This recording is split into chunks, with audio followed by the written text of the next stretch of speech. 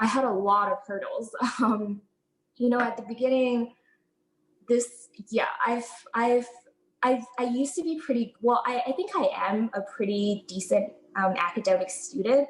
I've always gotten good grades, and so I came to the LSATs and just it was a completely different world for me. Nothing that I was doing worked. Rote learning and kind of memorization really does not work when it comes to the LSATs. So I think firstly, a big hurdle was kind of just the mental kind of hoop that you have to jump through.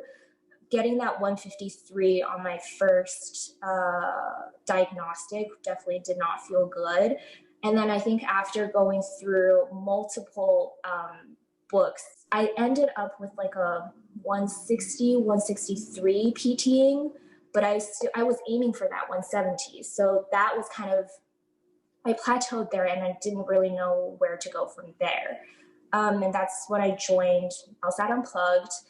And slowly, I started to see that the test isn't just about knowing how to answer the questions.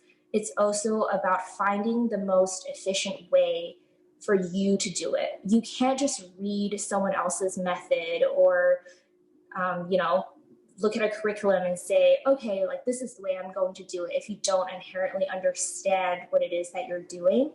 So as I went deeper into the process, I did a lot of deep review. I did a lot of drilling, and I compared sometimes the methods that I used in timed situations and also in untimed situations.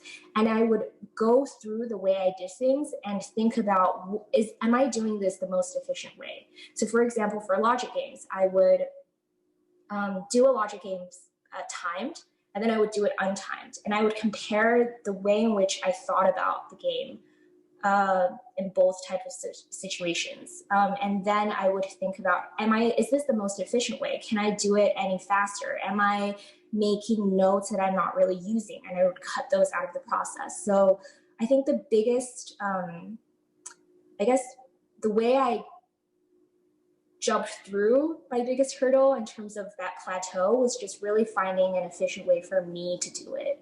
And I think that's really important. So you really have to do a lot of deep review and look at the way you're thinking about things.